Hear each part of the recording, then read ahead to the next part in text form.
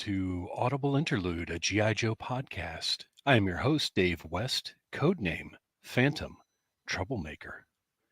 And I am your co-host, Noel Wood, codename Crapshoot. And I'm your Cobra intern that is a huge fan of Simon and Garfunkel, codename Legion Cop. Follow us on Instagram at Audible Interlude Podcast and on X at G.I. Joe Audible. And wherever you listen to your podcasts, please give us a follow and a review. We'd be happy to share it here on the show. Now, we've got a lot of fun planned for you tonight. A lot of G.I. Joe noises are ready. Noel, Kristian, are you guys ready with some G.I. Joe noises? I am. All right. Well, if everybody's agreeable, I'd like to kick things off with our first G.I. Joe noise.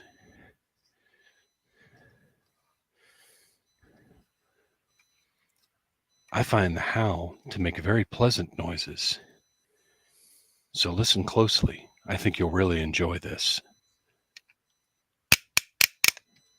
Isn't that nice? That's lovely. I think that's a really nice G.I. Joe noise. Kristian, do you have a G.I. Joe noise you'd like to share with us? I do.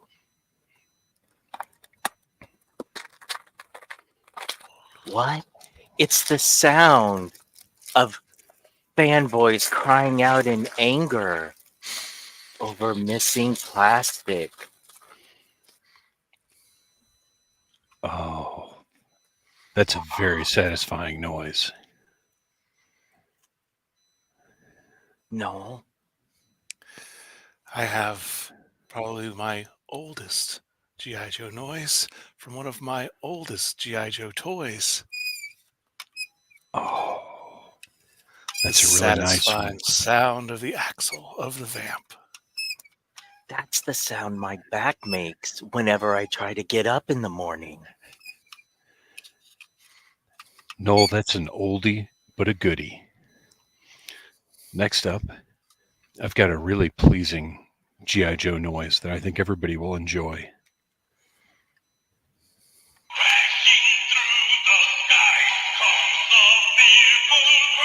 Cobra. Cobra.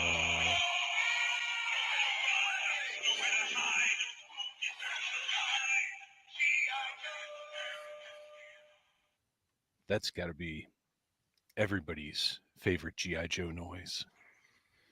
Kristian, do you have another G.I. Joe noise? I do. The pleasant sounds of taking a head out of the box. It's extra nice when you don't shoot it across the room. Very true.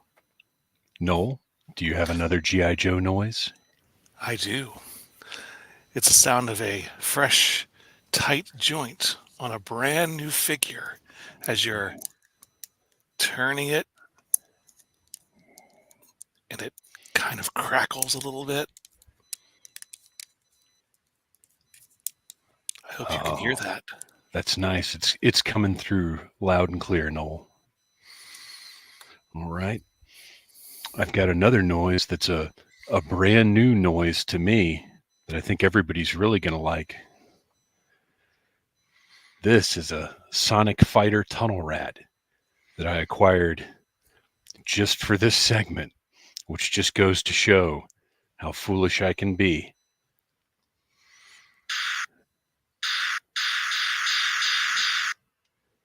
Just like the real guns.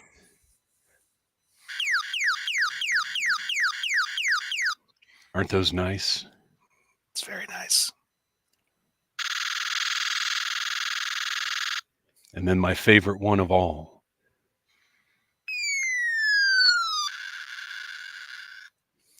Definitely noises one associates with Tunnel Rat. Very good for sneaking around. Yes. Fitting in tight places. Absolutely. Much like his backpack. Kristian, have you got a final noise for us? Nothing I could possibly do can top that tunnel rat. Pretty nice. Very nice. I'm Nope. so calm and relaxed now. I think we all are. Noel? I'm going to have one more sound here. It's a little off camera, but this is the sound of you praying every time that the tabs on your Terradrome don't break as you open and close those doors. That's a scary sound. All right, It is a scary sound. I've got one more sound here.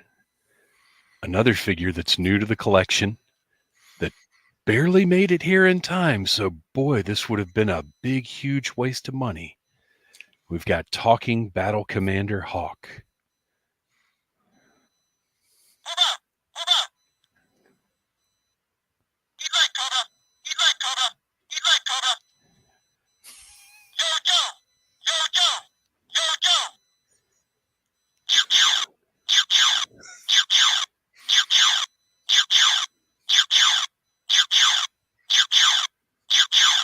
All right, I think we're good. Number 2 and the last one sounded like the same thing. Why does Hawk have such a high voice? Well, why does Hawk? All right, and by the way, that's as long as we could possibly go with our little April Fool's segment. Barely audible interlude. There is, yes, that was Noel's. We were gonna keep going. I've got other stuff over here, but my gosh, we've got to move on because we do have actual show tonight. But real quick, this is the most so this Talking Battle Commander Hawk, which by the way, I really like this figure. It's the version. This is the Yo-Jo version of our Special Mission Brazil Cobra. Right? Like, it literally sounds like whoever did this, I guess you could call it voice acting. They gave him a piece of paper that said Yo Joe and said, we need you to say this into a microphone. And he said, Yo Joe. But so both of these I got off of eBay. Great eBay seller who I should give a shout out to real quick. But what happened is it hit me that the idea for this segment, I just thought it would be really funny to do. But of course, I didn't really have enough time to be sure something would come in from eBay. But I messaged the seller, and the seller was super cool. Because I said, is there any chance these could get here by Saturday? Because, of course, I wasn't going to say Monday, because you never say the actual day. And he was like, I said, I know you can't guarantee anything. It's all up to USPS. What are you going to do? And the guy was really, really cool. He was like, yes, absolutely. I can do priority mail instead of ground. I think they can make it there. And if they don't, we'll figure something out. And I said, no, if they don't, I'll just have 2 new figures that I didn't have before. But I actually really dig both of these. That Tunnel Rat color scheme is nice. And that General Hawk, I mean, it looks cool. It's weird because you can't really tell here. I'll put up pictures on Audible Interlude podcast on Instagram. But Hawk has Hulk Hogan skin. He it's orange. Yeah. Now, are these the ones that are permanently affixed, or are these the ones that are removable? Well, okay. So the Hawk was, but a little work had been done on him. Yeah. So yeah, there's YouTube tutorials about how to remove the permanently affixed backpacks. Yeah. So, but I mean, I don't know why you would want to with those exciting sound effects. Like that literally sounds like a little kid going pew, pew, pew, pew. This is just, that is nonsense. That is every sound you need when you're sneaking around underneath the Terradrome. So the eBay seller, this is not going to be helpful at all to anybody, but it's KJV063078. So if you come across that combination of letters and numbers, really, really solid seller, very fair prices, and will work with you. Like I said, they combine my shipping and they send it priority instead of ground. Like, it was awesome.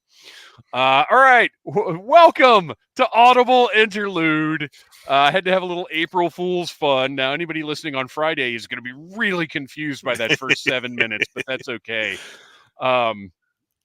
So we've got tons of people hanging out in the chat. I see Schweck, I see Wotaj, Rachel is here, Mandalorian Jedi is here, ReShip 85, Kevin Riddle. We've got some great sound offs for later on, but we do have a couple of little pieces of business to get to. So, of course, I got to mention, if you want the full Audible Interlude experience, you must go to audiblearmy.com. There is only one tier. It is $1.99 a month, and you will get my show notes before each episode is released. You get early and ad-free access to all audio episodes, exclusive video access to recordings of audio episodes. So right now we're doing a live stream. This live stream will be available in perpetuity on the Needless Things YouTube channel. But we also do segment-based episodes that are purely audio, but we record the video, and it is available at audiblearmy.com. You get early access to all G.I. Joe reviews on the Needless Things YouTube channel, which means last week you got access to all 3 of the new retro releases and the Techno Viper. And yesterday you got access to Airborne Quick Kick, Big Boa, and the Techno Viper was the other one. You already had access. You got access to that over a week early. You get the opportunity to vote on content for the show, early access to Audible Interlude merch like this fancy new hat here, and exclusive reviews, unboxings, and more. And this Wednesday at audiblearmy.com, I will be sharing a kit bash that I have been wanting to do since the Techno Viper was announced, and it was successful, and I do think it looks pretty awesome. You guys saw it. Mm-hmm. I go through the whole, it's not complicated, but I go through the whole process of taking 2 figures apart and putting them back together, and it gets a really, really cool result. It's one of the few times where something like that has occurred to me, and then it goes exactly how I wanted it to go. It was a really nice feeling. So that goes up Wednesday at audiblearmy.com. We have hats. I am currently wearing version 2 of the Audible Interlude hat, and it is a huge improvement over the first one in that the logo is much bigger, but also the inner headband is what I can only describe as a super absorbent comfort headband. It's really, really soft and not scratchy like other hats are. It's a fantastic hat. If you're interested in owning an Audible Interlude hat, hit me up, Audible Interlude Podcast. Shoot us a message there, and we'll figure it out. We have shirts, many shirts available. If you go to tpublic.com, if you're watching the live stream right now, up until midnight, use the code FOOL, and you get 25% off. We have tons of different shirts available, and we love seeing these shirts out and about.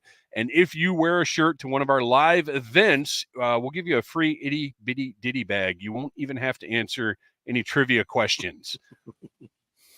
We handed out several itty bitty ditty bags at Toylanta. We had a great time there, and you can hear the live panel as last week's episode. You can also see the video. We got video too. That was exciting. I didn't know if that was going to work or not, but it did. You are watching us on the Needless Things YouTube channel, and as I mentioned, all 7 of those brand new classified releases, some of them are up now, some of them will go up over the course of the week. Check all that stuff out.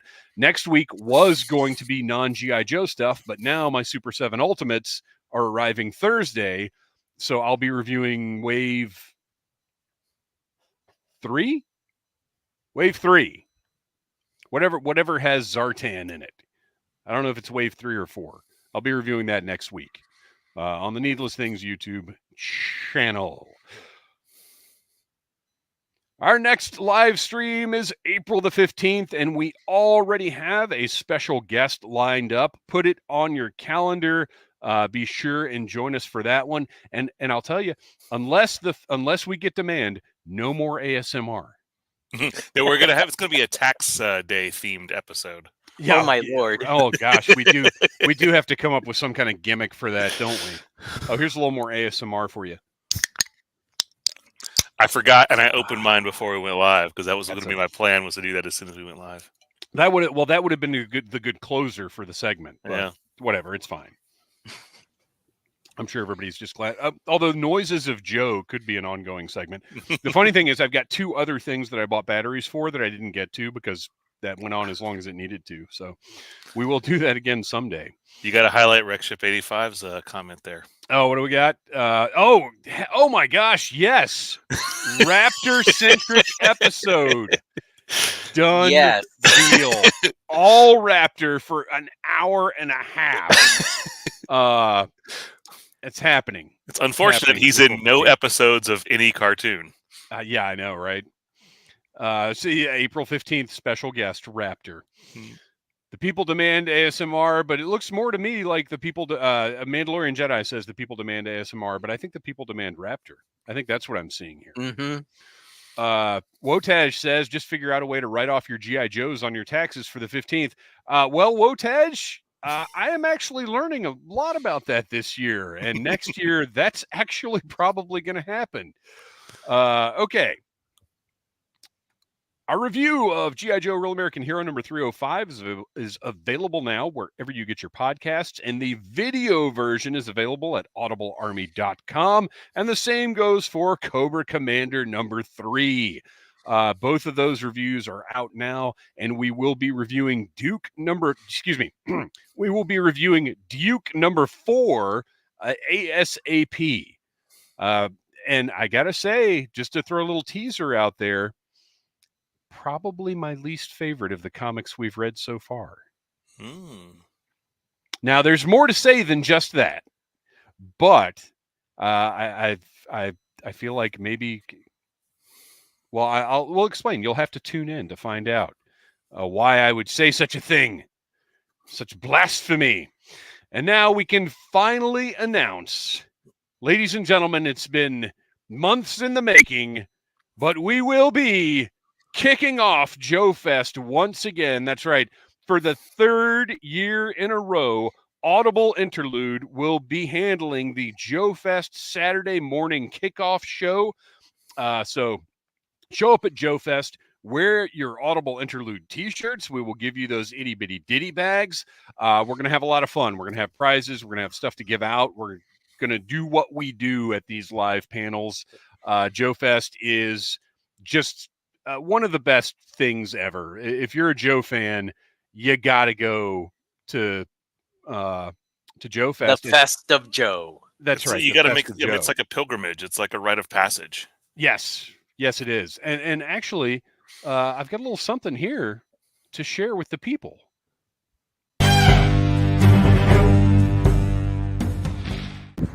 Hey, son, get out of that tree. It's Audible Interlude. That's right. It is Audible Interlude, a G.I. Joe podcast, and you can catch us live at Joe Fest 2024 in Augusta, Georgia.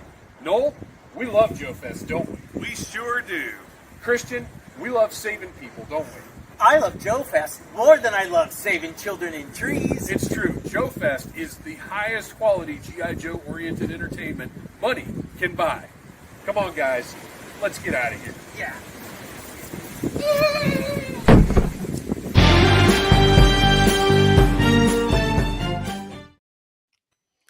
The wind that got picked up by the microphone would have been perfect for the ASMR section. So that is our official Joe Fest teaser trailer. That was just we more to come. I'll just say that more to come. And then just in personal news, we talk a lot about having to make choices when in collecting. We've talked about it with the Action Force Vanguard. As much as I'd like to have it, it doesn't fit into my collection in many, many different ways. And sometimes the choices we make are difficult. Like my choice to take this Marvel Cinematic Universe collection, put it in a tote, and put my classified collection in its place. Oh my. Yeah, it had to be done. You got to prioritize. You got to figure out what's important and where it goes, and classified needed more space, and it looks like it's full, but there's plenty of room for expansion right there. I already know the Dragonfly is going to go up top, the Vamp is going to move around, but yeah, that's these are the things, the hard calls we have to make as collectors. Have you guys, Kristian and Noel, have you guys had to swap things around like that? Have you had to make a decision of, I've got to get rid of this, or I've got to pack this up, or anything? Well, I had to install those 2 shelves in the corner there. That's where all my classified live right now. Yeah. It's nice when you've still got space to install shelves. I didn't. That's the thing. There's a table that was in that spot, and I actually had to pull the table out, put them in there. So I only have like the top halves of the bookcases. The rest of them are, there's a table that covers them. You can still you've still got can you get to the bottom parts, or is it completely it's completely. Oh, okay. Yeah, okay. so like the table where I have my original HQ and my tactical battle platform and all that is just sitting in front of where my classified is right now. Okay. Yeah. Kristian, what about you? Decisions? Yeah, I mean, my whole collecting career, because I've had so much until I downsized, was always about, okay, now I want to display this. I don't want to display that. But in my room, I have this shelf unit. I had another shelf unit. And with the amount of Joes that are coming out, I actually installed 6 floating shelves, and I've got about 3 more to put up. It's what I've actually 2 of them I put up today. So everything this side of the camera is still a wreck from drilling holes, and trying to the constant process of like your entire collection doing the wave, like where you have to move like this section. Okay, I can move some of this stuff over, so it all gets scrunched up, and then this moves over, and then this moves over. Yeah, because as much as I love them, the Ultimate Godzillas from Super 7 make up a lot of space. I will say that in the course of a week, I went from having no Python Patrol to having an entire shelf of them, and so I had to shift stuff around to make a entire Python Patrol shelf. And that's what happens. I love that. Wotaj says, too bad you can't use more than 3 dimensions at a time. Well, I am saving up to buy that TARDIS, so maybe at some point I'll make it happen. Where's Rick Sanchez to tell us how to use those other dimensions? Rick Sanchez can come over, but his fans are going to have to stay outside. Yes, they will. Will R is here, and he says, I just bought a whole IKEA Billy bookcase, so I have space for the Vamp and this hiss. I'm out of room. We all are. We're all out of room. Well, the IKEA Billies, too. I have 6 of the IKEA glass display cases in my photo room. Yeah, they are currently holding all of my Masters collection, and I've been contemplating maybe having to trim some of that down. Mandalorian Jedi says sometimes you have to get rid of a spouse to make room for more action figures. I got to tell you, Mandalorian Jedi, those action figures are going to have to learn a very specific set of skills in order to replace my spouse. Schweck says, I've been eyeing the space my Mezcos take up, which I would have never thought a few years ago. Dude, I'm on the same page with you there, because those 112 figures, I think they're the best action figures ever made, but they come out so slowly. And now the releases that really get me excited are so few and far between, and then they take so long to come out. That Mezco collection, I'm looking at it right now across the room, and it's like that space could be put to better use. And if I decided to just cut ties with it, that's a lot of money, because I already did 1 round of house cleaning with my 112s and made a fat chunk of change. Matter of fact, that's how I paid for the Thunder Tank. And I think we've got 2 HasLabs coming up very soon I don't know what the vintage collection HasLab is going to be, but there is potential that I'll be interested in it. And I know whatever the Joe one is, even if it's the Rattler, I'm probably going to want to get it. Whew. Hard times, Daddy. All right, on to the actual news.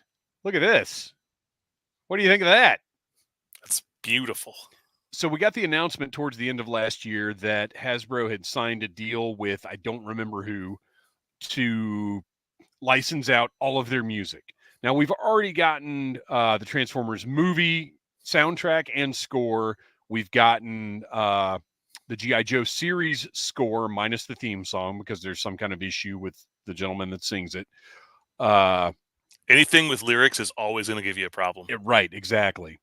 But now we are getting the first official announcement from this new deal. Sorry, I had it in my notes, and apparently I didn't save my notes properly. There's going to be at least one thing like this per episode, apparently.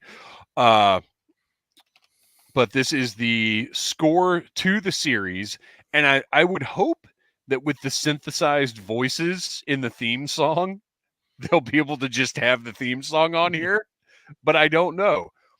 This is Hasbro Presents Transformers music from the original animated series. It is coming out on July the 26th. You can currently pre-order it from Amazon, and I'm sure anywhere you get your vinyl. I will say this, Amazon used to have a massive problem with shipping vinyl, but they've figured it out. Everything I've gotten from them lately has been very securely packaged. Well, you didn't like them just throwing the record into a giant box and... no, that was fine. It Then was when they were picking it? throwing the record into a plastic envelope where I had the problem. So this features premium thick spine gatefold packaging, thick board inner sleeves, limited edition color vinyl. Disc 1 is the Autobots, which is metallic silver with swirls of red and blue. And Disc 2 is the Decepticons, metallic silver with swirls of purple and blue. So there's a 2 LP set. Complete artwork produced exclusively by renowned artist Matt Ferguson, and it features 42 tracks, including the opening theme song and Transformers theme tune 40th anniversary remix, which I cannot wait to hear what that is. I wonder how they handle, because there was music that was shared between Hasbro shows. Yes. Because like the Cold Slither theme was used as rock music in both Transformers and G.I. Joe before it was the Cold Slither theme, and they added lyrics to it.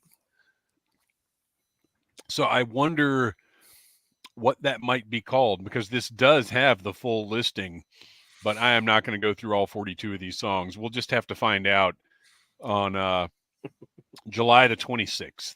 I know this is not G.I. Joe news, but it is very exciting Hasbro news. And definitely G.I. Joe adjacent. We have an update from our pals at Callsign Longbow. The factory sent them some images of tool revisions that they requested. We asked the factory to modify the tooling to make the base plastic a little glossier, more like on a vintage figure. They did a great job, and we think this will give the figure an even more accurate retro feel. And I will say that gloss is so much more important than I ever would have realized, because when you're looking at retro figures, whether it's, because I don't know if everybody listening and watching knows this, but there's a huge wave of retro wrestling figures inspired by the old Hasbro figures, Hasbro WWF figures, and the ones that have a gloss look great. The ones that don't look kind of bootleggy. And it's been the same thing with O-rings. Like those Delta 17 figures have that Hasbro gloss, and as a result are standouts amongst all of the O-rings that have been released thus far. So that gloss is a big part of it, of the look of it.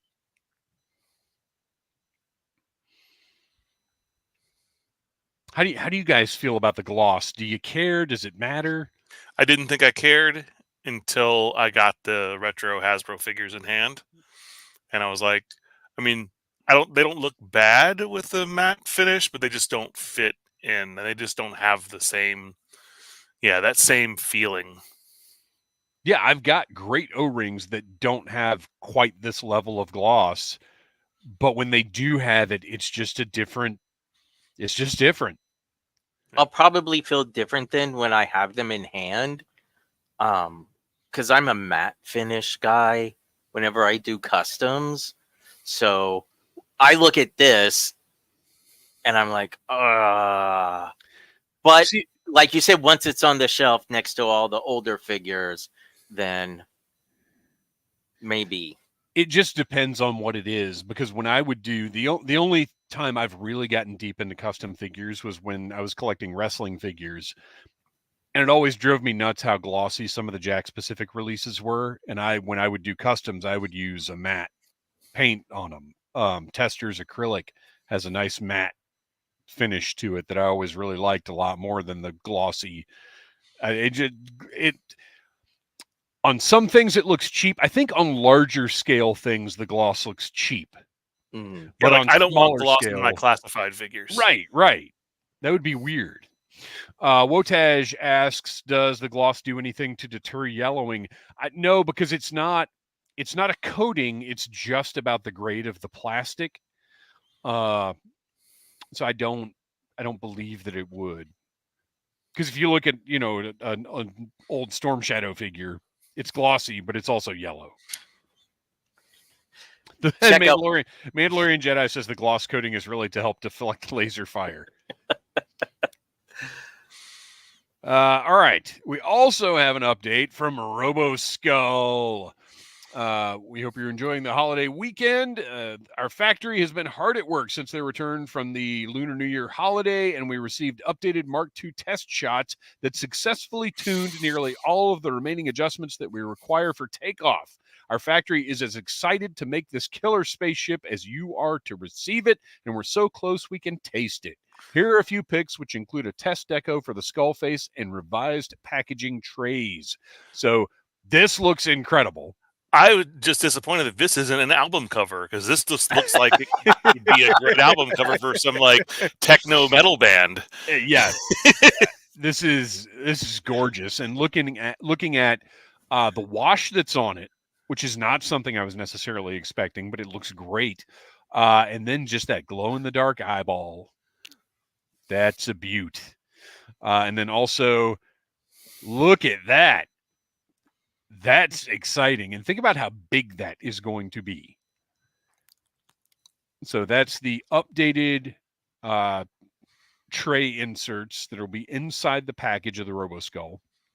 And then finally, we've got a close-up of the sculpt for one of the heads, which tons of detail, great facial expression, looks good. I can't wait to see all of this stuff in person. Rachel Salinas says, that looked like the Crocus Headhunter album cover. I will take your word for it, because I cannot conjure that to mind off the top of my head. Although if Kristian or Noel wants to Google it, I'm sure we could verify that. All right, so we have some Joe adjacent news. And now, though, it is time to move on to our directly Joe news, because over the weekend, we had the excitement of something that I think was a little unprecedented, because I cannot remember Hasbro going to something like WonderCon and doing a shared brand panel like this before. Not this informational anyway. Usually if they did something like this, it was just a, hey, look at the new Nerf product, or we like Transformers. Like, it didn't have actual reveals and things. This, if you watched it, and I recommend everybody watch it, it's available on the Hasbro Pulse YouTube channel. I watched the whole thing, and it was a fun panel. Schweck says that was a weird panel. It was a weird panel. And once again, poor Emily got shoved to the end and had to cover all of the news that she had in like 8 minutes. So, well, okay. RecShip85 says classified series got gypped. Well, I can't. Yes, it did get crushed down a little bit, but at the same time, I do feel like, so let's compare. How satisfied are people typically after a Marvel Legends stream or a Star Wars stream? Like, nobody's ever happy after those streams. That's what I was thinking. They need all the help they can get. And Joe's just killing it all the time. Yeah. Like every stream, we're just like, oh, that's awesome. Great. Got all kinds of cool stuff. Like, and these other brands are just, I get it. So interesting to note, though, that the name now for these is Action Brands, which I will take over Boys Brands any day of the week because that's a cooler name. So that was the first thing I kind of noticed going into this was like, oh, this is actually they've kind of renamed the division into something cooler. First up, this is mind-blowing. So I have the 1/18 scale Ecto 1 that they released a few years ago for Afterlife, and it's a phenomenal toy. And I told everybody at the time, go buy this because it's incredible. It's really dumb that there are no figures to go with it, but it is the best Ecto 1 that's ever been released. So now we are getting a 1984 version of that car, and I will absolutely buy this one as well. This one is cleaned up. It has some tooling differences. It is absolutely beautiful. You got some interior shots here of all the detail, the gurney where you can mount the proton packs. This is, looking at it up close, it is quite different. Like the same basic tooling as the one I have, but also lots of differences. I'm going to be very excited to review this and put it side by side with the other one. A little more detailed shots. And of course, Emily made the point of, wouldn't it be nice if there were some figures that had proton packs that could go on that gurney? Well, here is what I think was the blockbuster announcement of this whole entire convention. So you guys, I said when they were first announced that the Transformers G.I. Joe crossovers were a childhood dream come true for me. This is childhood dream number 2 come true. This is all I ever wanted when I was a kid, and they're doing it. What do you guys think of this?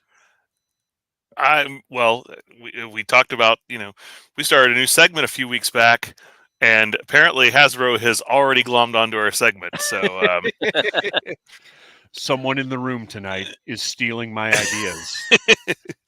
And thank you for stealing those ideas. No kidding. They're out there. This is amazing. Take all you want. We'll make more. Yeah, this is incredible. And these look exactly like I want them to look. And look at Venkman. So one of my biggest complaints about Ghostbusters figures over the years is that they don't have the same body type. And all too often figure companies just do 4 the same buck, and it doesn't look right. These are O-rings, so that's perfectly fine. But they've gone the extra mile and done Venkman's lower legs correctly with the untucked pant legs. And it's because the rest of them, except for their heads, appear to all be the same. So to be aware of that and be conscious of that and make that one change, that one figure, is so important. It's fantastic. The proton packs are removable, and they come with the trap, the goggles, and the EKG meter. Like, again, those little accessories could have easily been left out. I said EKG, PKE. I'm getting my stuff confused. They're busting ghosts and saving hearts. Yeah, PKE meter. Those little accessories. The thing they use to find the aliens and they live. Yes, exactly. Which they live coming soon on a Let's Freaking Go ring. Well, yeah, they now have the PKE meter, so there you go. There's one accessory down. Exactly. And they love being able to reuse those accessories. So I do feel like done deal. Now, see, Rachel, I am with you, because for as excited as they are, and I am very happy they're finally getting these figures, and I am happy that Super 7 is taking the reins on the Joe O-ring figures. This actually just made me feel incredibly petty that they squandered the recent O-ring Joe stuff as badly as they did. Maybe this means they've learned from their mistakes. So I'm hoping the best, but I look at this and I just see the wasted potential of the O-ring packs. Well, and that was one of the early when I shared this to the chat. You know, one of my earliest thoughts was they can do this, but they can't do GI Joe O-rings. But also, we have to remember Super 7's license is specifically for cartoon and comic book based things. Nobody at Hasbro has said that we're not ever going to get any more GI Joe O-rings outside of the Transformers sets. And if they're, in my mind, if they're doing these Ghostbusters, this is maybe another test of how do these do. Rachel says Ghostbusters 4-pack $45, Joe 2-packs were $40. Is that price confirmed? Like, is that a factor? Is that one of those things that somebody said this should be $45 and now it's taken as fact? Because I haven't seen that, but that doesn't mean it's not true. Oh, Schweck says, where are the hoses? Mezco they put the hoses on the final product. They weren't in any of the final pictures, but they were on the final product. Anyway, this is phenomenal, exciting, and again, Hasbro fulfilling the Shawn Michaels had a boyhood dream that was significantly different than my boyhood dream. Oh, Rachel says Emily did say 45 in the panel. I did not catch that. Kevin also says she said 45 at the panel. That is wild, which makes me wonder. Oh, also worth noting, the Ecto 1, Emily used some new verbiage to describe its availability. It's going to be available on 6/8, and it is see now, buy now, is what she said, which means not a pre-order. It will be in stock and available on June the 8th, which they're saying is Ghostbusters Day. But these, it sounded to me like these were a pre-order and were not see now, buy now. But we'll see. Also, I would like to throw this word out there again, speaking of new verbiage, Retroverse. It's happening. And we need a crossover. G.I. Joe and Ghostbusters. Look, if there is any better way to link interdimensional entities than Ghostbusters, I don't know what it is. Oh, I got my pictures out of order. There we go. All right, look at this guy. How do we feel about Retro Beachhead? We already talked about him a little bit, but we hadn't seen actual product shots yet. So, I love his color scheme.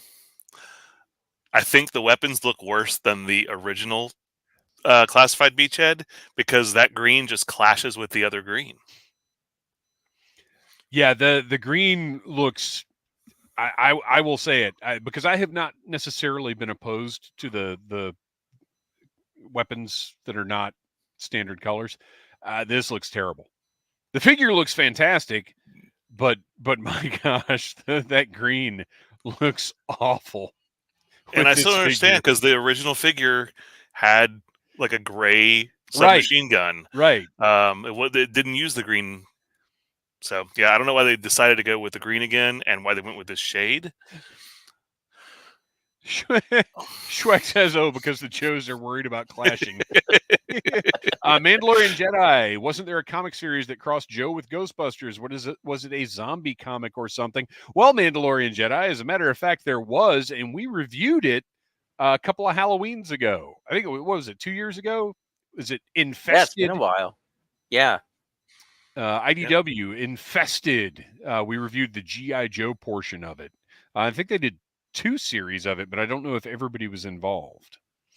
RecShip85 says Dookie Green. RecShip85, if your Dookie is that color of green, you need to go see a doctor.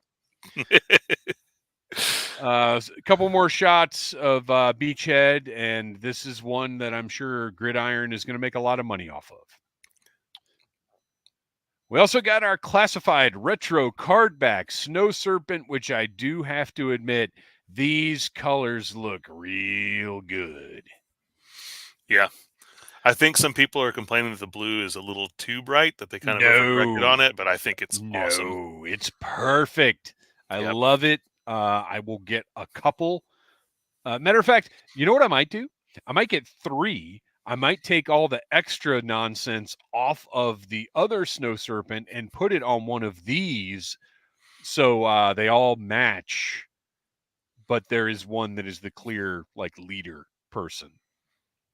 Because I don't want to have these nice, bright ones led by some dull, drab, He's old Navy. wearing a wolf skin. I mean, that's not exactly dull. Well, but his blue is like old Yes. Navy cargo short blue.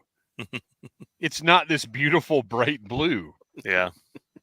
I'm definitely not sad that I canceled my pre-orders for the other ones, because this is we'd love to have the AK, we'd love to have the mortar, we'd love to have the old school snowshoes, but you know what? I'm fine with this. It's a nice update. Well, what's baffling is there are 2 things that I just don't quite understand. One, we've already got an AK.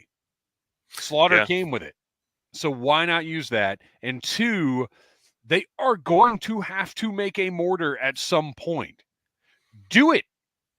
Put it with this guy, and then you've got it. Just reuse the mortar, for short fuse when the day comes. It doesn't have to be like, I could accept a mortar that's a cross between the Snow Serpents and short fuses. Like, just blend those and give us something that's middle ground so everybody can come with a mortar.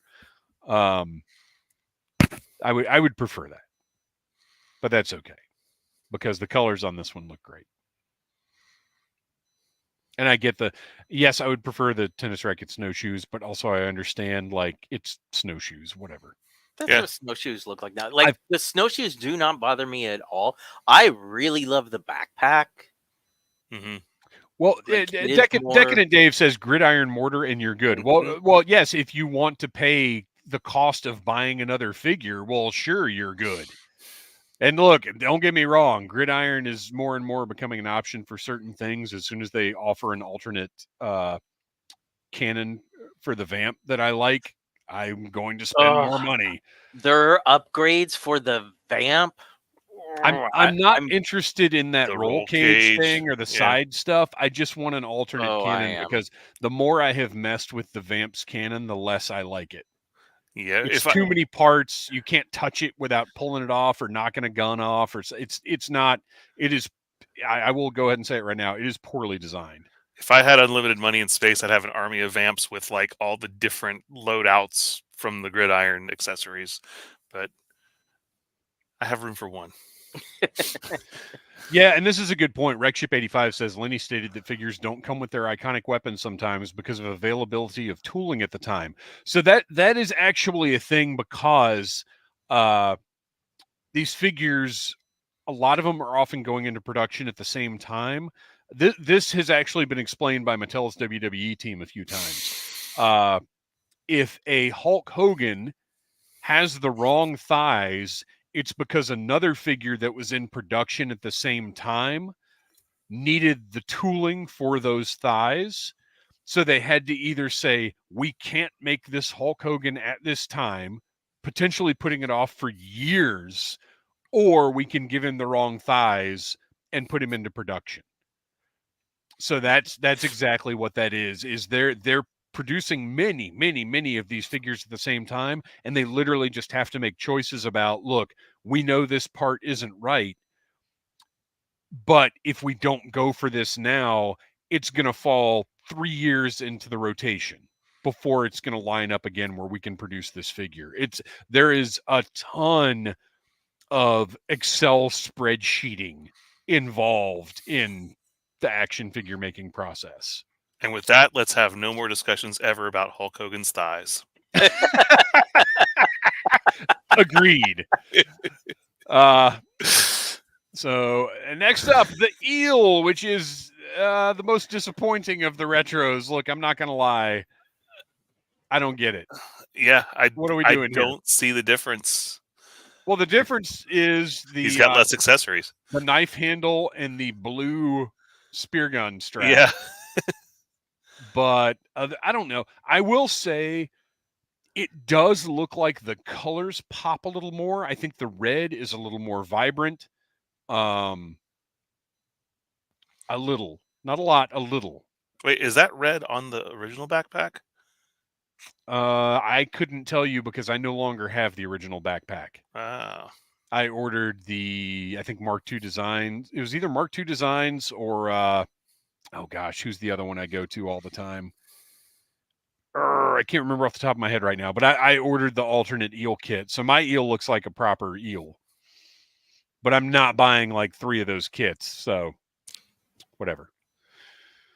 But as was pointed out in our last live stream, ReShip85 says the backpack has a different logo. I think you might be right. I don't think the backpack had the red, but I also don't think it had the Cobra emblem on it. I'm not positive. It's only right behind. Oh, you got yours? Yeah. Okay. Oh, it does have the red, but Okay. Interesting. Okay. Yeah, it has an eel. Okay. In case they forget who they are. But as was pointed out on our last live stream, this is still a really good release because a lot of people missed out on this eel.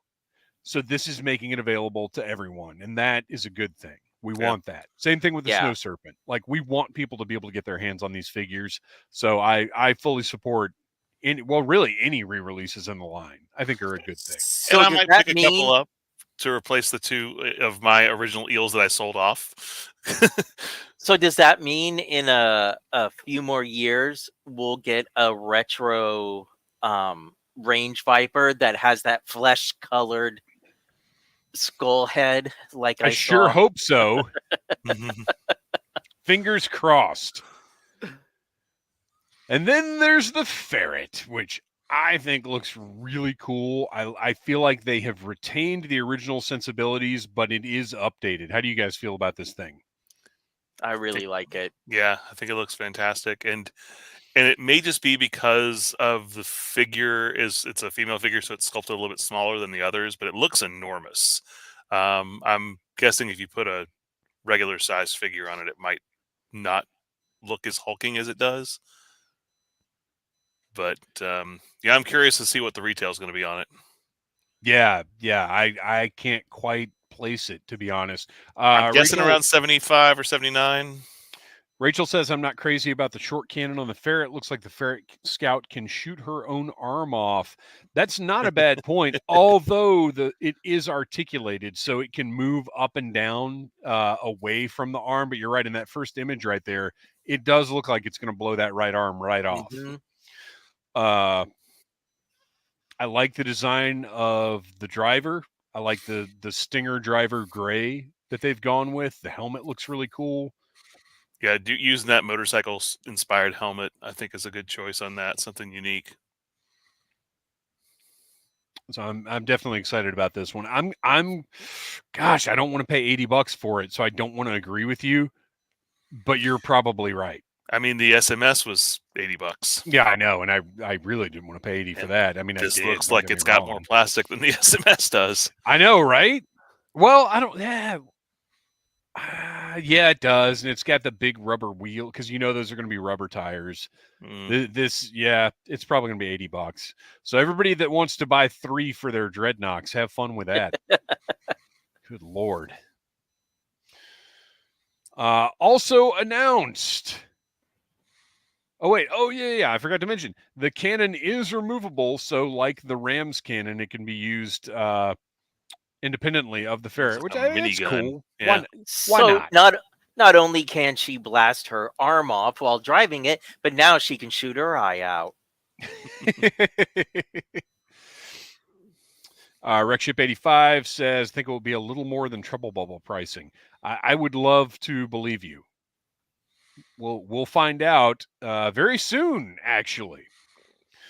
Also announced, name dropped, Once a Man Cobra Commander. What the heck?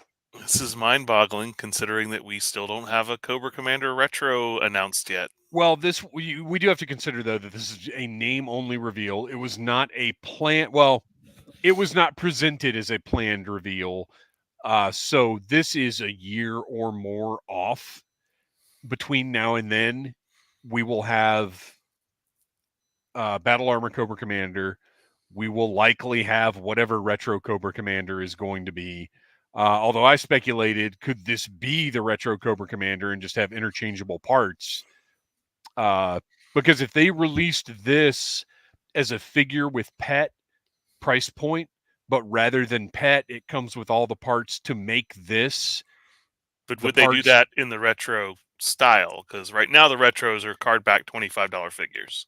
Yeah, But and what if they're playing us a little bit? Because as I sit here and I'm looking at that frame, that's what we're all assuming. But remember, he gets to the point where he's pretty much half snake on Roadblock's back, screaming once a man, and like he's already got the snake tail. Like it may not be necessarily a full figure. It might be a deluxe that roadblock something else with a snake. Possibly. We're about due for another roadblock. Rachel Mhm. Salinas says, I guess I don't understand Hasbro's doublespeak, says Super 7 can do comic and cartoon releases, then announces once a man Cobra Commander. Well, it's not doublespeak. It's Super 7 is limited to comic and cartoon releases. Hasbro can do whatever they want. Now, they're not going to be doing 7-inch ultimate style figures. They're not going to be doing reaction figures, and chances are they're not going to be doing comic and cartoon O-rings if they're leaving that to Super 7. But it's all about what the license is, and Super 7's license restricts them to comic and cartoon releases. But with classified, Lenny has said it many times, they're not limited at all. Everything is on the table. So it's not going to be a classified Cobra Commander that looks like a cartoon. It's going to be in the classified style. I definitely thought that was a figure we would get from Super 7 before it was even a thought in Hasbro's mind. Like I agree with ReShip as far as I thought it was still mind blowing, but the fact that they've already announced Nemesis Enforcer, this makes me think that we're probably gonna have a lot more Cobra Law than maybe that original 3-pack. I mean, we also assume we're going to get Pythona, but maybe they're going to be adding more to the Cobra Law lore. So ReShip 85's point was, if Nemesis Enforcer wasn't coming to the line, this name drop would feel way out of left field considering what the line is at the moment. But also we have to consider what the Cobra Commander comic is at the moment. And that the Energon universe is very clearly using classified designs, and it's getting pretty crazy over there in the comics.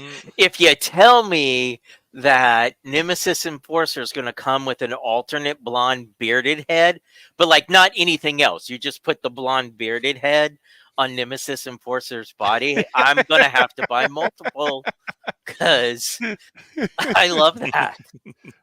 Will R says, still think we're getting correct logo retro Cobra Commander card back. Yeah, I think so too.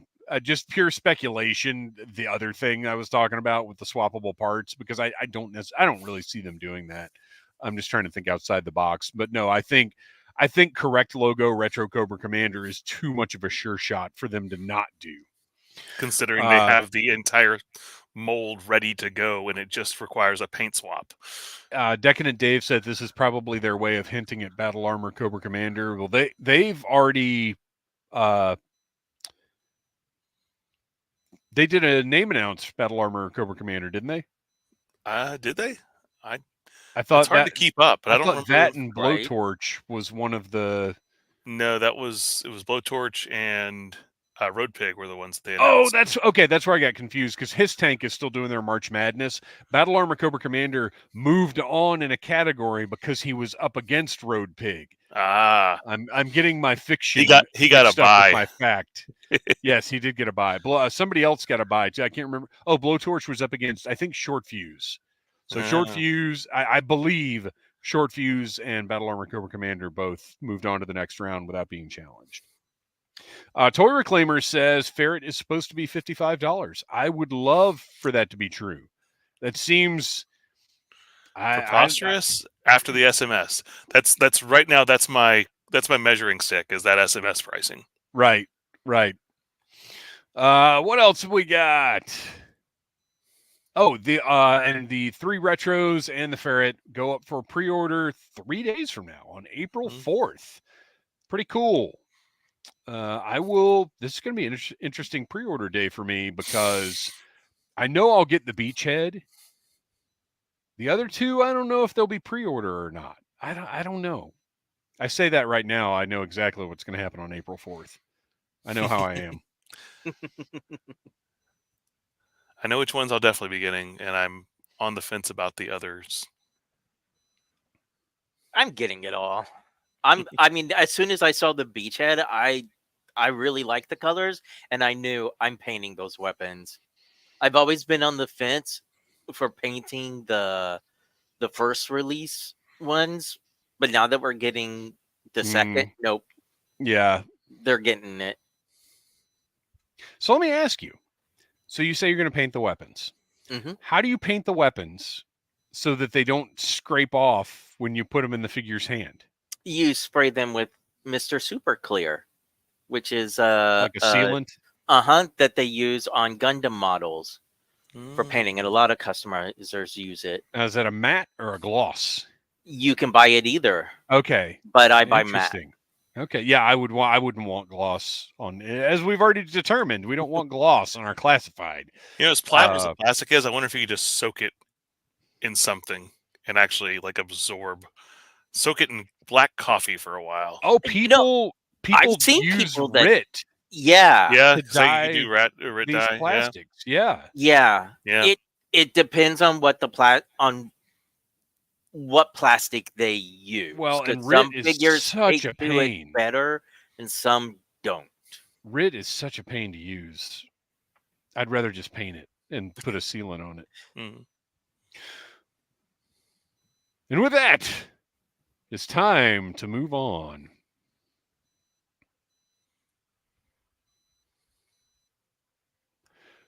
We have a segment on the show called Sound Off, where we go to the public at large to tell us what to talk about. If you are a member of audiblearmy.com, you get first priority on sound offs, and we've got a few directly from audiblearmy.com today. But if you follow us at Audible Interlude Podcast on Instagram, or as of a week ago on Threads, which let me just tell you how useful Threads isn't. But follow us there, I guess, if you want to.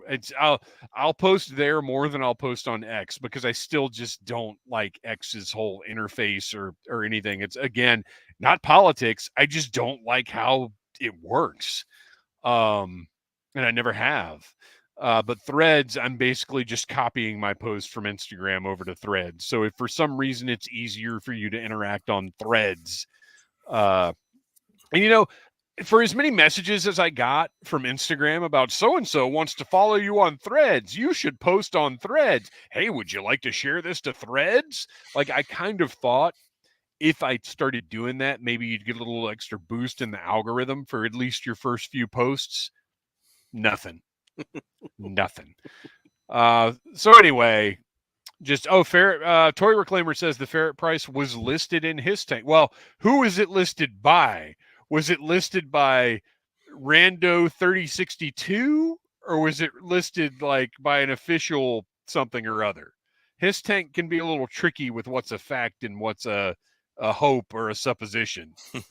Real quickly, that actually just reminded me of something else that's on his tank that we don't talk about often. But the new computer name listings are up for future waves. And I can say, I mean, obviously, I still don't know what name matches up with what figure, but this is the first time where I recognize every single fake name that they used. because they're from the Tick. Oh, yes, I saw that. Yeah. Yeah, that was great. I love that. Oh, look at this. Woohoo, Thor Golden Cub Thor! in the chat with a super chat. Hi, guys. Good to see you all. Toylanta was super fun. Big G.I. Joe hugs to all. Thor Golden Cub gifted us some awesome G.I. Joe artwork from one of the vendors there. Check out our episode to see that. And if anybody else wants to jump in that super chat, I have got about $30 worth of batteries to pay for from these and from the things that I didn't even use. So that any super chat goes straight to the battery fund, because let me just tell you, I did not have any D or C batteries in the house. As a matter of fact, you know what? I'll the next person that throws out a super chat, I'll bring out a little more ASMR. One of the items that didn't make it during the intro here. All right, so now it is time for Sound Off, and our first Sound Off comes from audiblearmy.com. Tony Hoover asks, if you had to choose a Viper to be, which one would it be? I'd have to say, for me, a Frag Viper. Thanks again for starting this community, which brings up another question I'll get to in a minute. But first, I want to ask, Noel, if you had to choose a Viper to be, which one would it be? Rock Viper, because I get to rock that sweet mustache everywhere I go. Nice. Now, that's interesting you say that, with your resistance in the somewhat recent past to shaving down to a mustache for Sergeant Slaughter. I can't remember why we wanted you to do that, but you did not want to go to the mustache. Kristian, what is your Viper of choice for your own personal Viperdom? Let's say you would instantly get this Viper's uniform in cosplay form. I absolutely have to go with my Flak Viper. Oh, okay, I need that helmet and garter boots. I was getting ready to say you'd get the nice thigh-high boots on that one. Yeah. Absolutely. Let's see. In the chat... Oh, the chat is moving. Hang on. I got to catch up with the chat. Mandalorian Jedi says Range Viper for me. Will R says Original Viper. Then I'll transcend into Mercer. Nice. I like that. Pit Viper, because nobody really knows what you do. Is a Pit Viper like a pit droid? Do they just stay in the garage and like work on the stuns? Is that what the Pit Viper does? So my Viper choice, I made one up because it's what I do. I would have to be an MC Viper. I would host all of the Cobra gatherings. I would have the Springfield Tonight talk show where I would have a rotating series of guests from Cobra High Command. I would introduce Cobra Commander at all of the big functions and galas. Ladies and gentlemen, the man with the hiss, whose troops always miss. He's overly sibilant, but not all that vigilant. Cobra Commander! And then he comes out and hisses into the microphone for a while, and everybody really likes it. And they're like, man, I wish the MC Viper would stay on a little longer. He's much more entertaining than the Commander. Don't you have to do a few years of Televiper before you become I think so. MC? I think that's where you. I think so. That's where you would start in the program. But I also don't think it would take very long to stand out from the Televipers. All right. Next up, from audiblearmy.com, Kevin Riddle says, with the name-only reveal of Once a Man Cobra Commander, what outside-the-box figure would you guys like to see come to Classified? Seems that almost anything is on the table right now. You are right about anything being on the table. I mean, Lenny has said it before. Noel, what outside-the-box figure would you like to see? I'd go with my second choice for the last question. I just want the Viper. Yeah. That would be nice. I mean, honestly, I'd rather see that from Super 7, but a classified version, I mean, it would just be so interesting to see a short, fat guy in classified. Yeah. Kristian? So... Oh, wait. No, wait. Oh, wait. Wait. We're talking outside the box. Kristian, we're saving you for last. My outside the box is I would love to see a classified Mara. Oh, That was actually the other one I thought about for this. That would be well, first of all, you would get a body that would be suitable for like a female eel troop builder later down the line. You could have swappable heads and hands and bubble helmet. The bubble helmet with the little water deco maybe coming up. I mean, it would Mara would be awesome. you can never go wrong with a bubble helmet. Absolutely. We've got to check back in because we've got some more answers to the Viper question. Let's see. ReShip85 says Chef Viper. I like it. Toy Reclaimer says Alley Viper. But which Alley Which Viper? version? Yeah. Which version? Rachel Selena says, Dave West, you'd be the Baghdad Bob of Cobra. I don't know how to take that. Mandalorian Jedi says McViper. Oh, I like this. And then the answer to the current question, ReShip85 says Hector Ramirez. Thor Golden Cub says Cold Slither because Cold Slither is the answer to any G.I. Joe question. Especially what's the greatest group of all time? Spoiler alert for those who That's haven't listened to our last audio episode. Rachel Salinas, I want to see some of the con stuff. I'd like to see a repulsor with dog in classified. Sponge Monkey 26 would be a Night Viper. Mandalorian Jedi, after my own heart, classified Fatal Fluffies. And I'll tell you right now, I want them in classified and from Super 7 because I want like super animated looking cartoon versions, but I also want whatever gruesome version of the Fatal Fluffy lives in Lenny's head. Okay. Kristian. All right. It is finally time. Light us up. And I don't think this one is, I mean, for Joe, it's probably outside the box. But for me, I feel like this is almost an expected answer. But it is our alien destroyer, Carcass. Yes. I'm into it. I need some monsters for my Joes to fight. I agree. What about Lobotomax and Here's yes, the thing. all of that. All of that, dude. For sure, because Lobotomax, cool name, but Carcass, it's like a smaller version of Decompose because you can see his insides, and I just think what they could do with that would be so cool. Now, Predator would be amazing because a 4-armed figure in classifieds, but you got to find a new name for him. Yeah. Toy Reclaimer jumped back in neon orange and blue for his Alley Viper and would want a figure of the gardener from the Huge Vegetable episode. All right, I think we've got one more from audiblearmy.com. Oh, wait, I forgot. I put in there's Mara.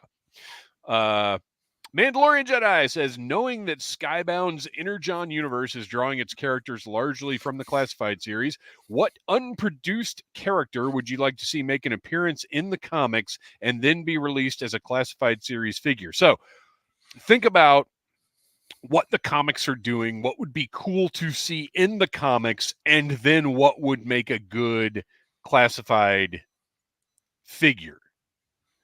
And I'll start this one again because this is immediately is what I wanted to see, and we've talked about him before in classified, and it's something that has moved up to the top of the list, particularly after some of our recent Deke discussions. I want to see Cesspool show up in one of the Cobra themed comics. I want to see him doing deranged stuff with toxic waste, like turning people into Immel from RoboCop type stuff. And then I want to see like a sick classified version of Cesspool.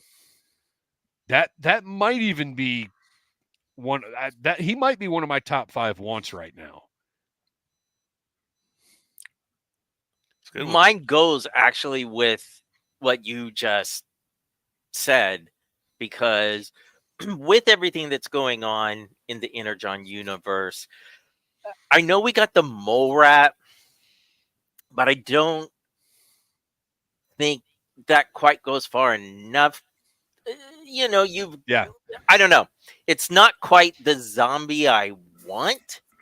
So tying in Cesspool to give us zombie vipers like from the 25th line with the tentacly hands and all that. I would love to see that in classified. Ooh, Ironically, Rachel those Selin- almost fit better in the current Hama line than in the. Well, True. yeah. Rachel says Cesspool and Headman would make a great team in the comics. Yeah, I love that. So Cesspool is just making any insane chemical combinations he can, and anything that doesn't just immediately kill people, Headman is out there selling on the streets. for mine, I got to go with, since we're tying Transformers and everything into this, a character that was served that purpose in previous comics, Sidney Biggles Jones. Ah, yeah. Very that name comes up so much more than you'd think, but I guess that's what it is the crossover fans Yeah. are big. Tell us, explain a little bit about this character to us for those that may not be as familiar.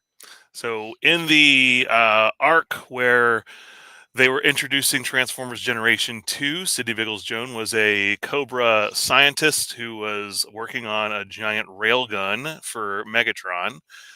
Turned out that she was actually a double agent. She was working with Scarlet the whole time, and sadly got shipped off into space with Megatron, never to be seen again.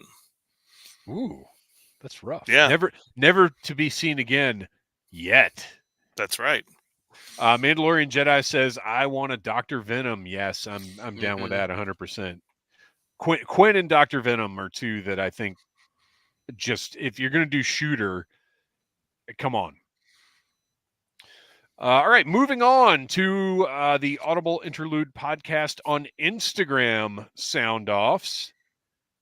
Joe Hunter 73 says, Ghostbusters ORing. How exciting is this news? I'm stoked. Are you all? Yes, we are.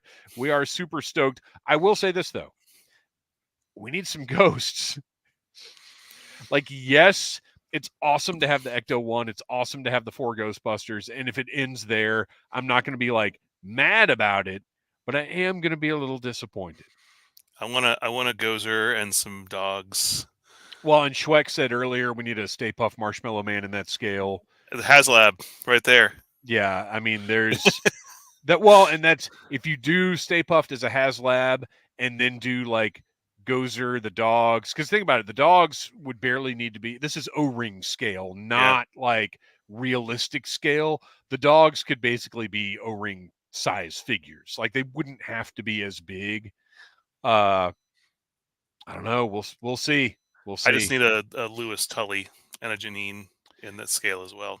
Rachel Salinas, we've already seen Globulus in the comics, so let's see the classified figure. You know I'm on board with that. Another one in my top 5. I mean, we're getting a Nemesis Immortal, so I'm pretty sure it's right. it's on coming the way. soon. A Mandalorian Jedi says right now they're just the Busters.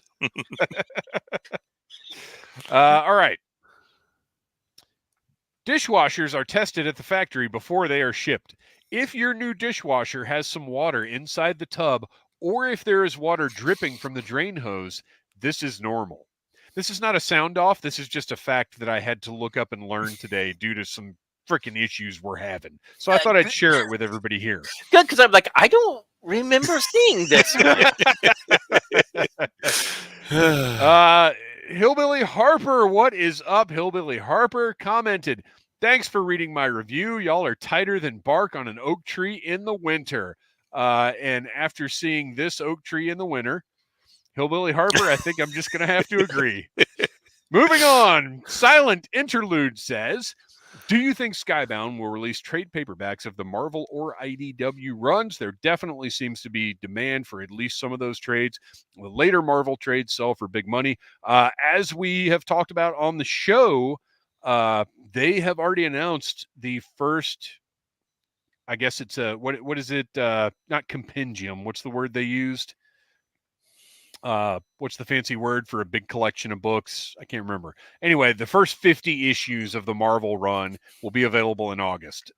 It's not up for pre-order yet, I don't think, but it has already been announced. We talked about it a few episodes ago. So yes, Silent Interlude, Omnibus, that Mandalorian Jedi. Once again, you are jumping in to save the day. They are omnibuses. Decadent Dave says, so Hasbro makes Ghostbuster O-ring, but passes the buck to Super 7 for G.I. Joe. Again, we don't know that's all of the facts. No, It but may you know what? be. Even at that point, at this point, I'm kind of okay with it because I think that Super 7's going to really put more love into those than Hasbro Yes. did with their own. I agree with that. Mhm. And they've already announced that the price point is Is- something we can all deal with. Yeah. And that may well be. No, we've got a couple more. Todd Brattrud, purple. Dave, I noticed on your Techno Viper review that you love purple on Cobra. I love purple on anything. Except Love the like, Globo Gem Purple Cobras. yeah, I do also, but I believe most don't share that view. Have you noticed that also? I can't say not really. I've never seen anybody against purple on Cobra. I just don't see people necessarily saying that they particularly love it. I do love my Purple Cobras, and Dr. Mindbender is one of my favorites. But purple in general is just the superior color. That's my view on it. Shockwave was always my favorite Transformer. Shockwave is awesome. And that brings us to our next segment. Show and Tell, sponsored by Slickalicious. When you're at Instagram checking out Audible Interlude Podcast, also check out Shop Slickalicious. Check out gijive.com. Slickalicious is a great partner that designed a lot of the logos. As a matter of fact, the ones you see on the screen right now, they're designed by Slickalicious. So check out Shop Slickalicious on Instagram. This is Joe and Tell, a segment where each of us normally has something to share, but we're just going to talk about some of the recent releases that have come out. So, Noel, you said you've only got a few of them. Why don't you walk us through what you've got, and we'll play along here at home? Well, I did get, of all of the latest wave of stuff to come, this is the first one that arrived. It's also the only one that That's I have the one not forgot. yet opened because, you know, I was on the fence about this one to begin with because it's a little after the years that I was collecting originally. You know, now that I've got him, I'm sure he'll probably get opened up eventually. And for the listeners, who is this? Metalhead. So I really, really dig the figure. I like the aesthetic changes they made from the original, that his backpack isn't quite as like bulky. I didn't have any issues with the hoses on mine. I've heard that a lot of people, they kind of fall out, they don't stay in place. I didn't have any problems. And the missiles, which I learned the difference thanks to a commenter. I learned the difference between a missile and a rocket. A rocket just kind of, it's like a bullet. It just kind of shoots and goes wherever you aim it. A missile is actually guided. So I would consider these to be missiles.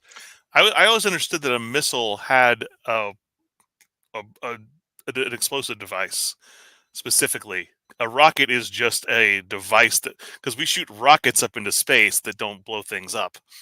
That's what I've always understood is the difference. But Well, a rocket has a red glare, and a missile has a side eye. Okay, well, clearly we need to solve this extremely dumb mystery. No, I'm not looking up rocket mortgage. Google auto-filled rocket mortgage, and that infuriates me. Rachel Salinas is disappointed the large missiles don't fit without the blast effects. That is the only issue I have with this figure, is if you don't use, at least with the old one, they fit tightly in there. And if you don't use the blast effects, they're kind of just like laying in there. It doesn't look right, and I found that to be a pretty big disappointment. Well, my belief is that they were not designed for the missiles to be seated in there, Yeah. that they're not visible if they are not being launched. Which I don't necessarily agree with, but it's not an error. It's just a difference in design choice. I just looked up noticed the how much he definition of looks rock, like- the definition of missile, and they're both too long to get into here. I'm not dealing with that. I just noticed how much his portrait looks like George Harrison. That's a weird observation I just made. So yeah, overall, I dig Metalhead. He works for me. We didn't need. He works for Destro. Come on. When they had showed us the renders, the gladiator helmet, we were like, it's good that they're updating from the Bullet Man helmet that the original figure had, but we didn't need that. We don't need the third. Well, I think you have to Headpiece put at it in all. there, though, because if he doesn't come with a helmet at all, people are going to lose their minds. Why doesn't he come with a helmet? But I agree. I don't need the helmet, but they couldn't not put it in there. Even though the vintage Metalhead that I bought a year or however long ago I bought it, I didn't even know Metalhead came with a helmet. So I don't have it. I've never had it. So I wish have I cared. had mine within grasp, because it is a big dorky helmet. It's very large. Like, they're still trying to shape his head from when he was a baby kind of helmet. So Kristian, I think you've got your stuff kind of within arm's reach. Why don't you lead us towards the next one? So this is a figure that I was very about. Like, I know I'm going to get him, but he can sit in my pile of loot for months. I'm not going to be disappointed. But I forgot that I actually ordered him through Pulse. And when he showed up at my door, I was very, very surprised how much I have been enjoying Airborne. He looks great. I have no emotional connection to the G1 figure at all. So for this, like, I like the colors. I like how they used the vest to kind of flow into the, so the harness is actually tight. We don't have that tunnel rat issue. The portrait is really good. The portrait is intense. We're getting. He is very, very serious. Well, he jumps out of planes or helicopters, as the case may be. Why would you jump out of a perfectly good helicopter? Is what sergeant I used to work with always said. So yeah, I highly recommend him, actually. So my issues with this guy, his helmet's way too big. You have to do the goggle thing like you did with Dusty to get it to stay on. What? Really? Mine didn't really have that problem. Yeah, are you serious? It's on really tight. Mine is gigantic. It is wobbly. Oh wow, no, not at all. I should go grab mine now and double check. Wow. As a matter of fact, once hold him by the helmet. There's no way mine would do that. Mine wouldn't stay in place at all in any way. I had to. This is gonna mess up my focus, but whatever. See, the goggles came off inside. I had to put the goggles on his head to get it to stay. It is so big and loosey-goosey. Wow. It's ridiculous. Before I put the goggles on his helmet, like, the helmet still fit nice and tight, but I liked how the chin strap was, like, not pushed down inside his collar. I was like, oh, this looks like, it looks good. Yeah. And then once I put the goggles on, it kind of pushed everything See, even that's tighter. what I thought was going to happen, but it didn't. I mean, my helmet is that's so huge. wild. But also the gridiron pack out for this guy. Is I it need it nice? for the rope. So yours Yep. fits well. Yours fits nicely also. Yeah. And that's with nothing under it. Yeah, That is crazy. I mean, if I wiggle it, he falls out of it. But that's I'm glad that it comes off fairly easily. What is up? Delta 17 in the house. Just jam some fun tack in the helmet. That's what I did with my clutch. Yeah, and that's what I was going to do. I was going to put some blue tack in there. But then the goggle thing ended up working. So I'm just going to leave it like that. That's very interesting. Yeah, my clutch isn't loosey-goosey either. Yeah, my clutch I'm is great. considering myself lucky. My clutch fits nice and tight. It's perfect. Yeah, but anyway, Airborne looks great. He stands out on the shelf because his color palette is different to anything else that we've gotten in classified. He looks really good. The only thing that's kind of is the elbow pads. Kind of when you bend the arm, that's kind of ugly. But whatever. Oh yeah, it's in two pieces. Yeah. It's a toy. Did Scrap Iron have the same problem? Because it's the same. Well, Scrap Iron he's got dark blue with black. Yeah. So you can't even see it. Although I did notice, so Scrap Iron and Airborne have different knees and have different boots. Oh. I thought it was going to be complete reuse, and it is not. Wow. Yeah. So they actually put some new tooling on parts that they really didn't need to. But the knee pads and the boots are different between Airborne and Scrap Iron. All right, who's up next? You. Oh, okay. Did anybody else get Quick Kick?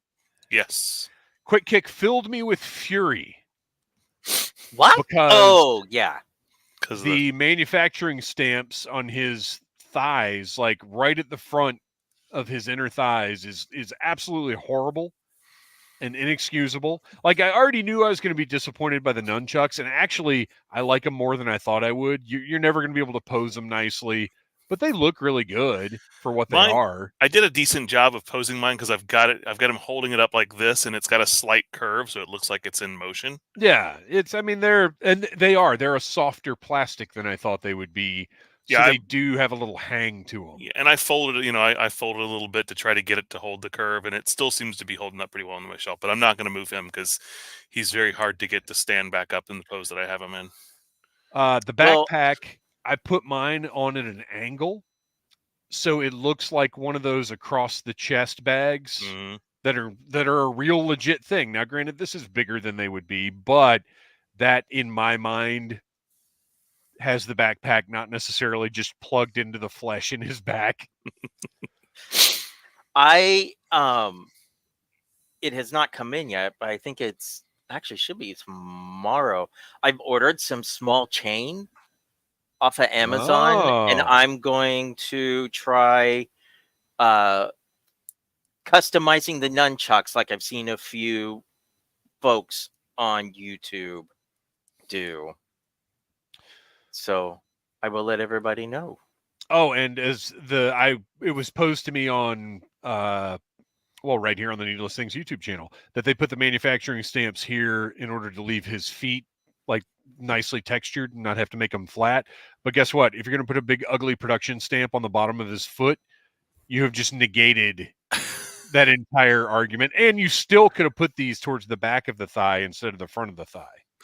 I don't know what it was about Quick Kick's feet, but I put him on the stands that I have, and his heels just completely ate the pegs off of the stands. What? I don't know. Off? Yeah. Whoa. Ripped them off. They were in there, and thankfully his feet are a little bit more pliable than the rest of them. So I was able to get a little thing and pry the pegs out and put them on another stand, but I don't know why that happened. I don't know if it was just a bad stand. His feet are lethal. They really are. All right. What else? Wait a minute.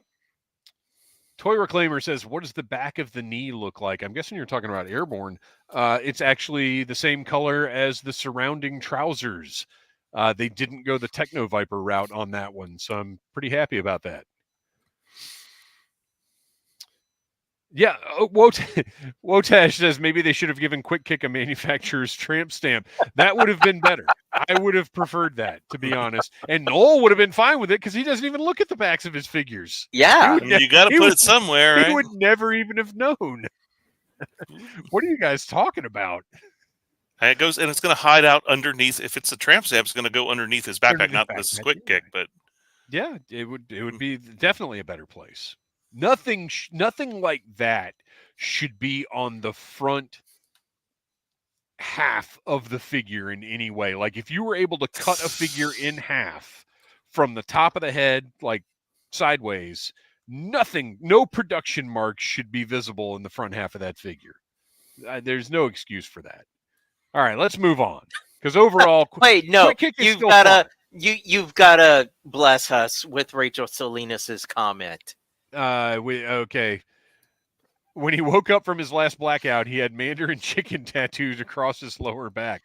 Oh my gosh, we maybe shouldn't have shared that comment. That's Jim Cornette got fired for that. All right.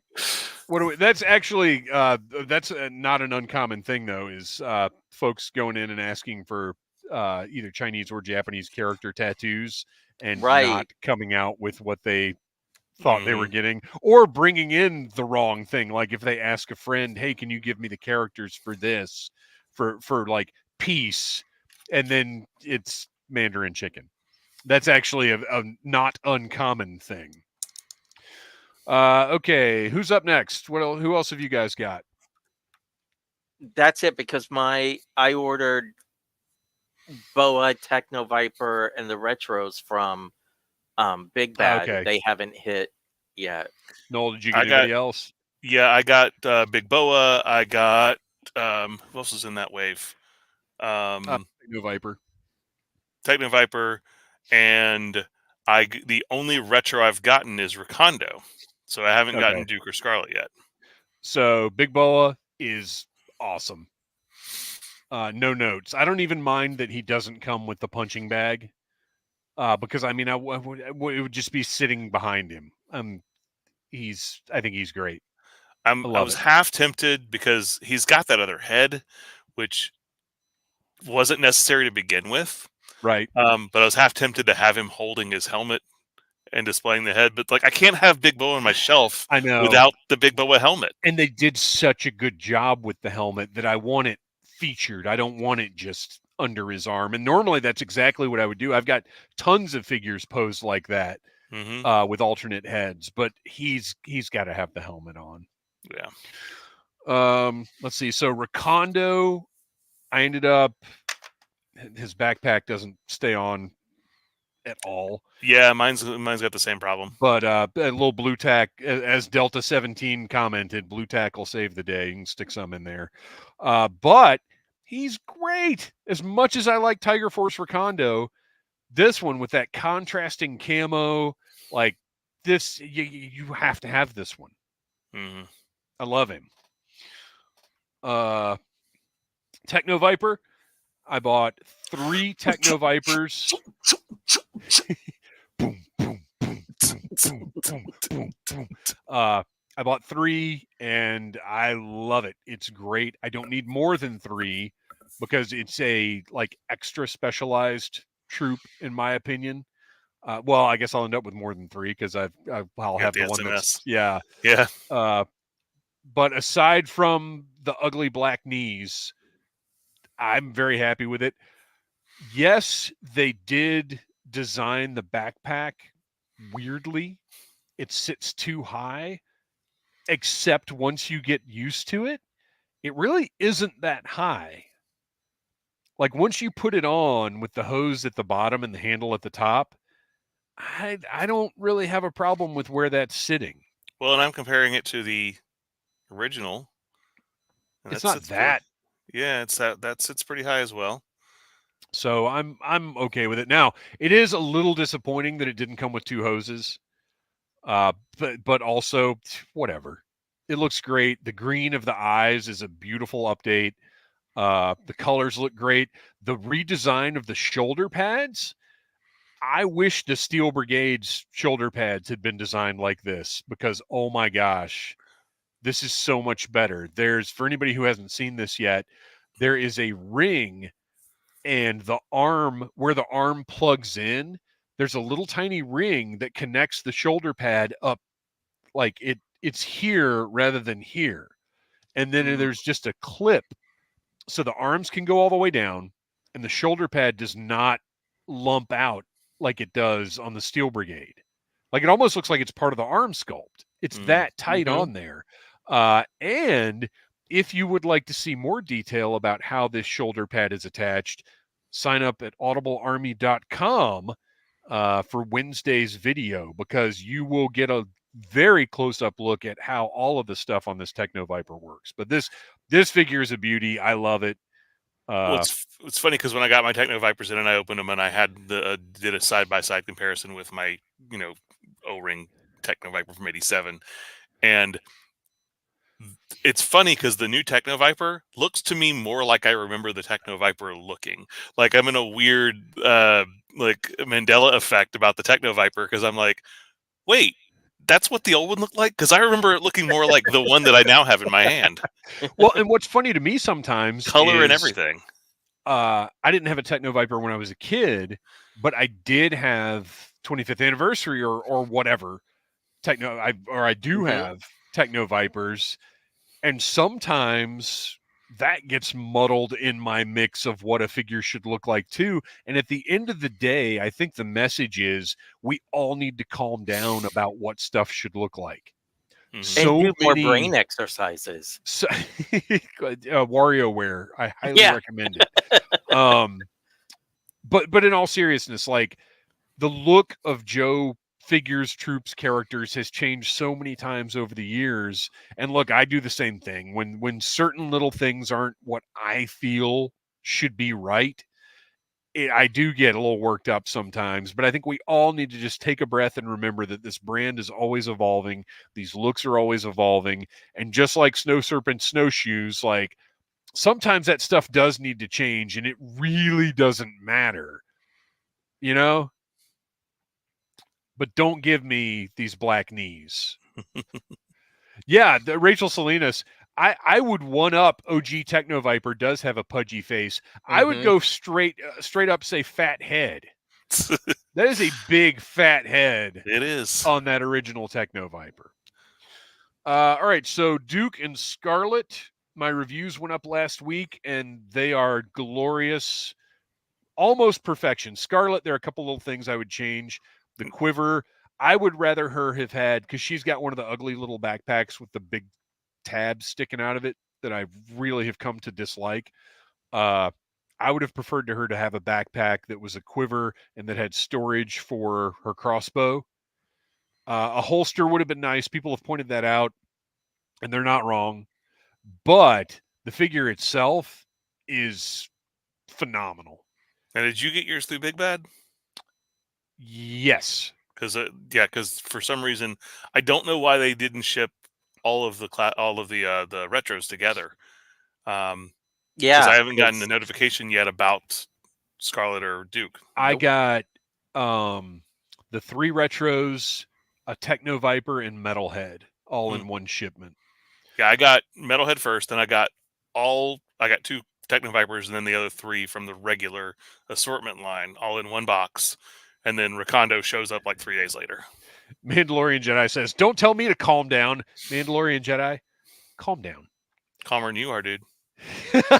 Oh my gosh. That makes me angry just hearing that. Calmer than you are, dude. So to continue our thigh talk, Scarlet has some newly sculpted thighs, and let me just tell you, she does not skip leg day. She has got some like Rhea Ripley mommy thighs going on. She got some Tila thighs. Finally, Retro Duke, absolutely great. No, who cares about the writing on the shovel? You're not even gonna look at that. Doesn't matter. Binoculars are it's better than being on the inside of his thigh. That's exactly right. Well, I mean, this isn't production writing. This is No, I know. It's actually is a real Joe thing. He's awesome. He's great, and I like Classified Duke. I still like or Blackout Duke. I still do, but I mean, again, once you put this in front of me, this is what I wanted. This is when the talk of 6-inch Joes started, and I felt like I don't need 6-inch Joes. This is what I pictured, though, and I was wrong. I do need this. I mean, it's just so good. The portrait's incredible. The interchangeable hands, which, by the way, Recondo, it was a little disappointing that Scarlet and Duke both came with interchangeable hands and Recondo did not, which we understand because Recondo is, well, one, he's the budget for Scarlet and Duke because we already made Recondo like 2 years ago or whatever. And this is just a repaint. So Scarlet and Duke used that money from the wave. But yeah, overall, we've gotten, I guess, 8-figure releases because I had said 7, but I wasn't thinking about Metalhead. So that's 8-figure releases over the last few weeks. And overall, it's awesome. Well, and Clutch and the Vamp. Yeah. Because those hit right before all of these started shipping. What a time to be alive. Whew, what a time for my wallet. Yeah, right. Jeez. Well, I do believe it's time to wrap it up. We've had a wonderful show. We've talked about tons of different stuff. Rachel Salinas says, can't wait to see Glenda. Glenda is going to look so awesome on this buck. Delta 17 agrees. Yes, Glenda. Glenda is, I'm stoked. But that's all the show we've got for you this week. Please check us out. Audible Interlude Podcast on Instagram. audiblearmy.com. Get my show notes before each episode is released, early and ad-free access to all audio episodes, exclusive video access to recordings of audio episodes, and early access to all G.I. Joe reviews on the Needless Things YouTube channel, and much, much more. $1.99 a month. audiblearmy.com. Check it out. Support the show. Help me pay for batteries for dumb segments like we did to kick this show off. Noel, why don't you tell us a little bit about The Finest? The Finest is an international G.I. Joe costuming club, and at this past weekend, not this past weekend, one before that, Toylanta, we were there. My garrison, the Southern Command, helped to raise over $300 for Canines for Warriors, which is the charity that we support. So if you ever see us at a show, come by, say hello, talk some costumes with us, and throw some money our way. And well, it's not just our way, but it's going to this amazing charity, and maybe you get some cool swag out of the whole deal.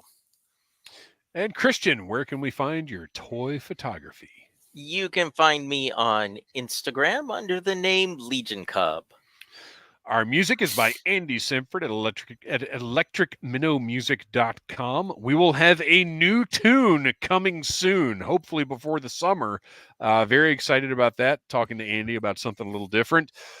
Guys, it's been awesome sitting here talking G.I. Joe. It is the highlight of my week every time we get to do it. Everybody that was hanging out in the chat, thank you so much, especially super chat contributions.